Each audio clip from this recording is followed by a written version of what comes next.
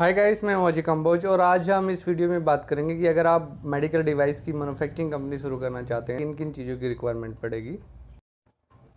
Pharmaceutical की तरह जो इंपोर्ट मैन्युफैक्चर सेल और डिस्ट्रीब्यूशन होता है जो मेडिकल डिवाइसेज का, वो भी ड्रग एंड कॉस्मेटिक्स एक्ट और रूल के अंतर्गत ही आता है, उसी के द्वारा रेगुलेट किया जाता है। पहले ये जान लेते हैं कि एक्चुअल में मेडिकल डिवाइसेज होते क्या हैं। मेडिकल डिवाइसेज के अंदर कोई भी instrument, appliances, material, machine, operators, implements या डायग्नोस्टिक रीजेंट्स होते हैं या उनका कोई पार्ट या एसेसरीज होती है जिनको हम डायग्नोसिस पर्पज़ के लिए, ट्रीटमेंट के लिए, मेडिकेशन के लिए या किसी डिजीज़ की क्योर, मॉनिटरिंग या प्रिवेंशन के लिए, किसी मेंटल या फिजिकल कंडीशन की प्रिवेंशन के लिए, अब नॉर्मल फिजिकल या मेंटल स्ट्रेस या किसी सिम्टम्स की प्रिवेंशन के लिए, ट्रीटमेंट के लिए, या कोई जो गैजेट ऑफ इंडिया में नोटिफाई किया गया हो पर्टिकुलर यूज, उन सब के लिए जिनको यूज करते हैं वो सब मेडिकल डिवाइसेज के अंदर आते हैं। मेडिकल डिवाइसेज मैन्युफैक्चरिंग लाइसेंस के अंतर्गत हम मेनली इन विट्रो डायग्नोसिस में जैसे कार्डिक स्टेंट्स हो गए हैं, orthopaedic implement, intra prostatic replacement हो गए, बोन स्मिट्स वगैरह बना सकते हैं, मैकेनिकल कंट्रासेप्टिव जैसे कॉन्डम वगैरह, इंट्रा यूट्राइन डिवाइसेज वगैरह बना सकते हैं, सर्जिकल ड्रेसिंग, सर्जिकल बैंडेज वगैरह, ब्लड या ब्लड कंपोनेंट को कलेक्शन बैग्स होते हैं जो, वो सारे हम इस मैन्युफैक्चरिंग लाइसेंस के वगैरह के अंदर बना सकते हैं। इसके लिए जो हमें रिक्वायरमेंट की ज़रूरत है उनके बारे में पहले बात कर लेते हैं। सबसे पहले तो हमें एक फैक्ट्री प्रेमिसेस की जरूरत हो जो या तो WGMP नॉर्म्स को पूरा करती हो, या जो ड्रग एंड कॉस्मेटिक्स में शेड्यूल M3 में मेडिकल डिवाइसेस के बारे में एक्सप्लेन किया गया है, उसके रिक्वायरमेंट के बारे में एक्सप्लेन किया गया, उसके मुताबिक बनी हो।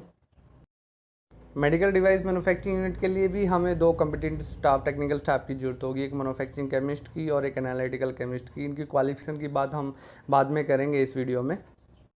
जो भी आपको मेडिकल डिवाइसेज बनाने हैं उनसे रिलेटेड मशीनरी और लैब इक्विपमेंट्स की आपको ज़रूरत पड़ेगी। टेक्निकल पर्सनस के अलावा आपको मशीन मैन्स और दूसरे वर्कर्स की ज़रूरत पड़ेगी। एक आपको इलेक्ट्रिसिटी कनेक्शन बिल की भी ज़रूरत पड़ेगी।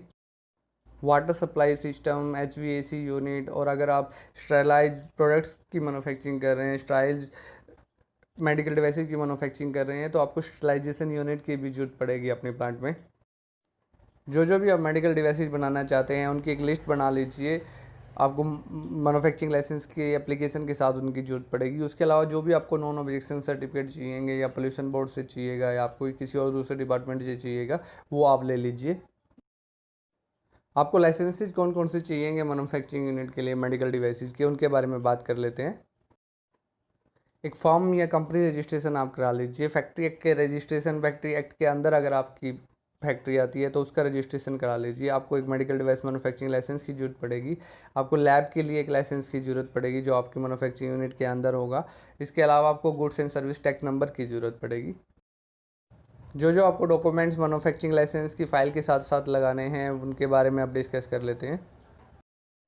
मेडिकल डिवाइस मैन्युफैक्चरिंग लाइसेंस की फ़ाइल भी आपको स्टेट ड्रग कंट्रोल ऑफिस में ही जमा करानी पड़ती है, जो लाइसेंसिंग अथॉरिटी होती है।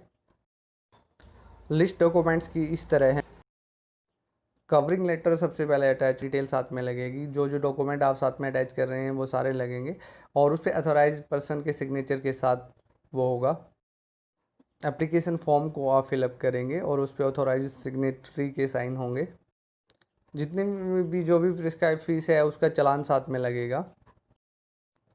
कंपनी के ओनरशिप से रिलेटेड प्रूफ लगेगा साथ में। अगर प्रोप्राइटरशिप फॉर्म है तो प्रोप्राइटर की डिटेल लगेगी, अगर पार्टनरशिप फॉर्म है तो पार्टनरशिप के हिसाब से, अगर कंपनी है तो कंपनी के हिसाब से उसके साथ अटैच होगी डिटेल। आपकी परमिसेस का ब्लूप्रिंट, जो आपका लेआउट ना, जो आपका टेक्निकल स्टाफ है उसकी कंप्लीट डिटेल साथ में लगेगी। उसका एक्सपीरियंस, उसकी एजुकेशनल क्वालिफिकेशन, उसका एक्सपीरियंस कितना है, appointment letter, acceptance letter, joining letter सब साथ में लगेगा। उसके एफिडेविट भी साथ में लगेंगे। इसके अलावा जो प्रोप्राइटर हैं उनके भी एफिडेविट और जो टेक्निकल पर्सन है उनके एफिडेविट भी साथ में। साइट मास्टर फाइल लगेगी। जो लिस्ट आप मैन्युफैक्चरिंग करना चाहते हैं वो लगेगी साथ में। जो लिस्ट ऑफ मशीनरीज है वो साथ में लगेगी।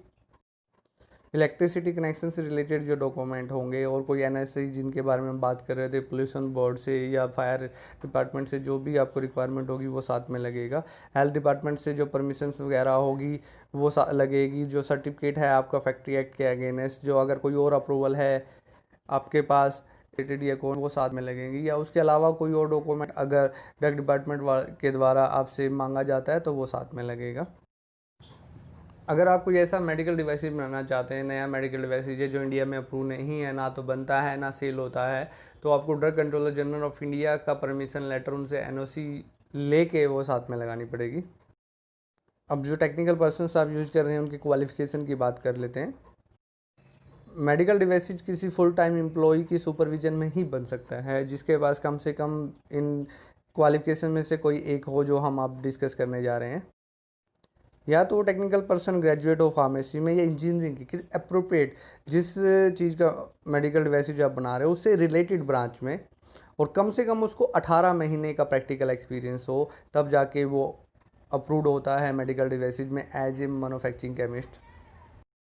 या फिर वो साइंस में ग्रेजुएट हो और उसको कम से कम 3 साल का एक्सपीरियंस मैन्युफैक्चरिंग में या टेस्टिंग में मेडिकल डिवाइसेज की।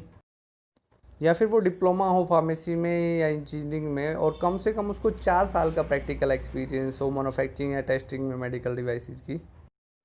या उसके बाद कोई फॉरेन डिग्री हो और जो हमने अभी डिस्कस की है उनके इक्विवेलेंट, और वो सेंट्रल गवर्नमेंट के रूल्स के हिसाब से वो कंपैटिबल हो एक टेक्निकल पर्सन बनने के लिए।